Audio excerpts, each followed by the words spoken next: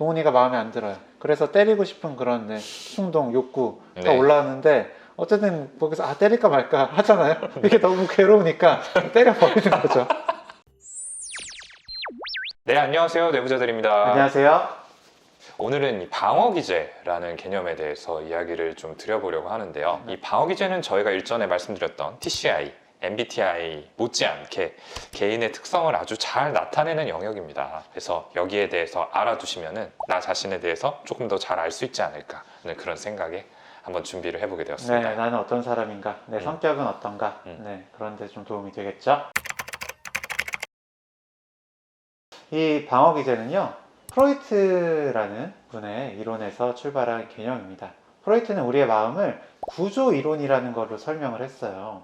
좀 어려운데 구조 이론이라는 거는 우리의 마음 속에는 이드, 슈퍼에고, 에고 이런 게 있다는 겁니다. 이드는 내가 하고 싶은 거예요. 그리고 슈퍼에고는 해야 되는 거. 그리고 이 사이에서 어떤 충돌이 생겼을 때 그거를 조절하는 게 그렇습니다. 에고라고 할 수 있겠습니다. 그래서 이 사람의 이드는 무의식에 있고요. 그리고 에고와 슈퍼에고는 무의식과 의식에 이제 걸쳐 있다고 이야기를 했는데 이 중에서 가장 많은 부분을 차지하는 게 에고, 자아입니다.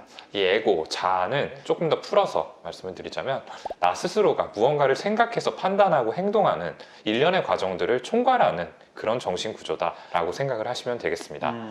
이 자아의 기능이 굉장히 여러 가지가 있는데 그 중에서도 이제 무의식적인 자아의 기능 중에서 가장 중요한 게 이 방어기제다라고 볼 수 있어요. 프로이트는 이 방어기제가 이드에 뿌리를 둔 강력한 본능적인 욕구들, 그러니까 성적 욕구나 공격성 이런 것들이 이제 사람이라면 누구나 갖고 있는 본능적인 욕구인데 이것들이 바깥으로 드러나지 않도록 대항하는 역할을 한다라고 생각을 했습니다. 예를 하나 들어볼게요. 자, 길을 가다가 매력적인 사람을 봤을 때 사람이라면 누구나 성적인 충동이 들 수 있죠.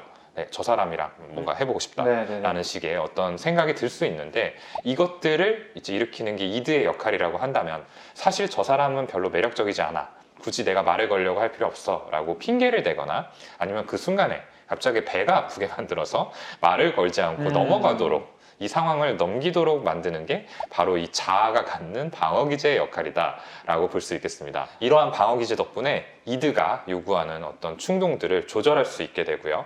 결과적으로 이런 충동이 드러남으로써 더 크게 창피를 당한다든지 하는 일에서 안전할 수 있게 되는 게 바로 이 방어기제가 갖는 역할이다 라고 할 수 있겠습니다. 네. 그 조금 더 넓은 의미에서는요, 뭐 꼭 본능적 욕구 이외에도 그냥 나한테 심리적인 스트레스를 유발할 수 있는 모든 상황들에 맞서는 그런 역할을 하는 게 바로 이 방어기제입니다. 그러니까 나의 마음을 지키기 위해서 작동하는 어떤 일종의 방패다라고 생각을 해주시면 좋을 것 같고요.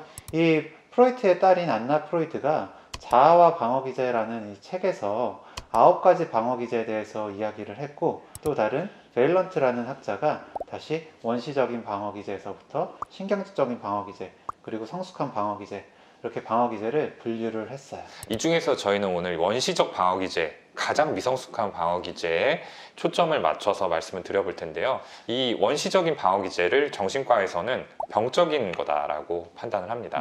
반복적으로 사용이 된다면 대인관계에 문제를 유발할 수도 있고요. 정신적으로나 신체적으로 어떤 증상들을 일으킬 수도 있다라는 그런 의미죠. 사실 사람은 상황에 따라 누구나 어떤 미성숙한 방어기제 그리고 또 성숙한 방어기제 이런 것들을 다양하게 섞어서 사용을 하게 됩니다. 그래서 어쩌다 한 번씩 이런 원시적인 미성숙한 방어기제를 사용한다고 해서 내 자아의 기능이 떨어진다라고 반드시 볼 수는 없는 거죠. 하지만 반복해서 이런 미성숙하고 원시적인 방어기제를 사용을 하고 이로 인해서 대인관계, 일상생활에 어려움이 일어나게 되면은 바로 치료의 대상이 되는 병적인 상태다라고 보시면 되겠습니다. 이런 원시적인 방어기제는 분열, 투사, 그리고 해리, 신체화, 행동화 이런 여러 가지 방어기제들이 포함을 하는데요. 하나씩 좀 설명을 드려보면은 일단 분열이라는 방어기제는 어떤 경계성 성격에서 좀 드러나는 특징적인 그런 현상이기도 해요. 물론 이 방어기제를 쓴다고 해서 또 경계성 성격인 건 아닙니다. 이 분열은 통합이 안 되는 거예요. 사람한테는 장점도 있고 단점도 있고 하잖아요. 근데 이거를 함께 받아들이는 게 너무 어려운 거죠. 이게 굉장히 심리적인 스트레스를 유발하는 거예요. 그래서 그냥 그 사람이 나한테 좀 맞는 사람이면 그냥 좋은 사람. 음. 네, 좀 안 맞는 부분이 있으면 이게 나쁜 사람. 이런 식으로 분리해서 생각하는. 네, 이게 분열인 거죠. 규영이가 이제 좋은 면도 있고 나쁜 면도 있는데 네. 좋은 면이 훨씬 더 많죠. 그래서 대체로 좋은 사람이다. 라고 생각을 합니다만 아, 그래요? 이제 이런 이미지를 유지를 하기 위해서는 나쁜 부분들에 대해서는 내가 참고 견뎌야 되는 게 있잖아요. 그런데 이 분열의 방어 기제를 사용하면은 내 입맛에 맞을 때는 좋은 친구, 그리고 조금 마음에 안 드는 부분이 있을 때는 저리 꺼져라 네. 라는 식으로 네, 밀쳐낼 수가 있기 때문에 네. 네, 물론 이제 규영이와의 관계에서는 큰 문제가 생기겠지만 네. 나의 심리만 놓고 본다면은 스트레스를 좀 줄일 수 있는 이런 방어 기제로 작동을 한다라는 겁니다. 네, 네. 네. 그리고 해리라는 방어 기제도 있어요.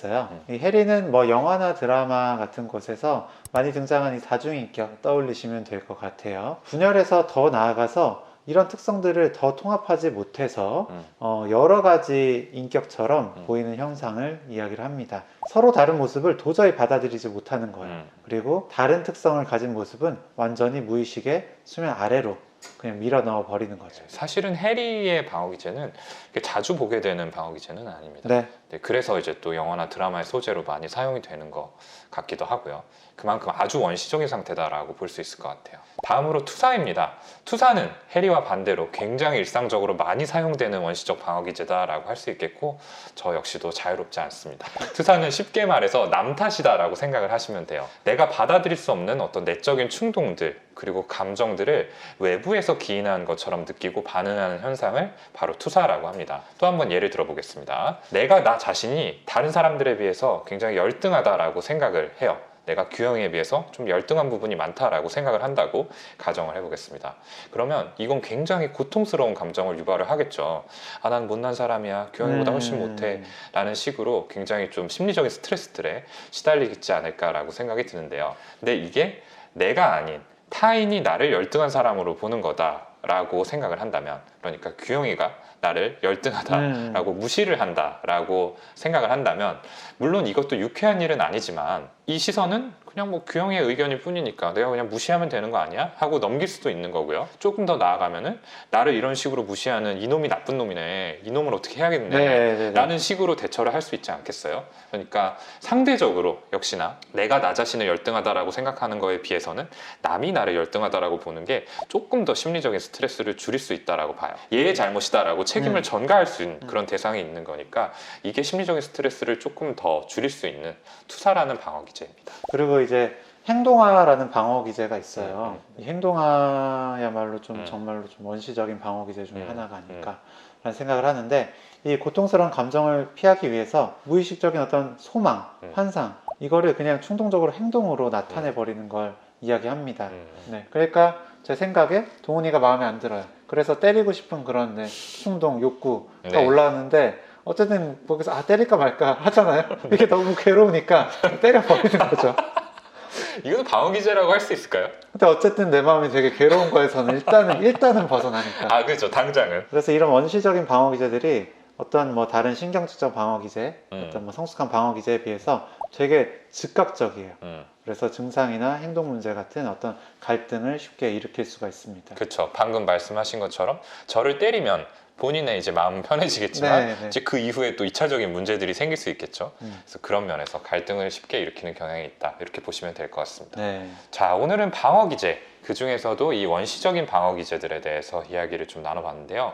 앞에서 저희가 잠깐 말씀을 드린 것처럼 저희도 자유로울 수 없고 네, 어떤 사람이건 한 가지 방어 기제만 사용하는 게 아니고 상황에 따라서 원시적인 방어 기제부터 성숙한 방어 기제까지 다양하게 사용할 수 있다라는 부분을 기억해 주시면 되겠습니다. 그 중에서 특징적으로 어떤 방어 기제를 많이 사용하는지가 이 사람의 특성을 나타낸다라고 볼 수 있는 거고요. 그런데 이런 방어 기제들은 대부분이 좀 무의식적으로 일어나는 경우가 또 많아요. 그래서 너 요런 지금 방어 기제 좀 쓰고 있는 것 같은데? 라고 이야기를 했을 때 그걸 받아들이기가 쉽지가 않죠. 아닌데? 네. 네. 특히나 좀 미성숙한 방어 기제를 내가 썼을 때 네네. 너 이거 투사, 이거 남 탓하는 거야 라고 했을 때 무슨 말이야? 아닌데? 네 탓인데? 네. 라고 할 수가 있겠죠. 그렇죠. 그럴 네. 수 있겠죠. 네. 네. 그래서 참 쉽지가 않을 텐데, 그래도 나 자신에 대해서 돌아보고 어떤 문제가 있을 때 이런 내가 원시적인 방어 기제를 사용해서 문제가 되었던 건 아닌가, 이렇게 한번 체크해보는 그런 경험, 그런 계기가 오늘 영상을 통해서 좀 되셨으면 좋겠습니다. 오늘 영상 조금이라도 재밌고 유익하셨다면 구독, 네, 좋아요. 댓글 쓰기, 알림 설정까지 네, 꼭 부탁드립니다. 감사합니다. 감사합니다.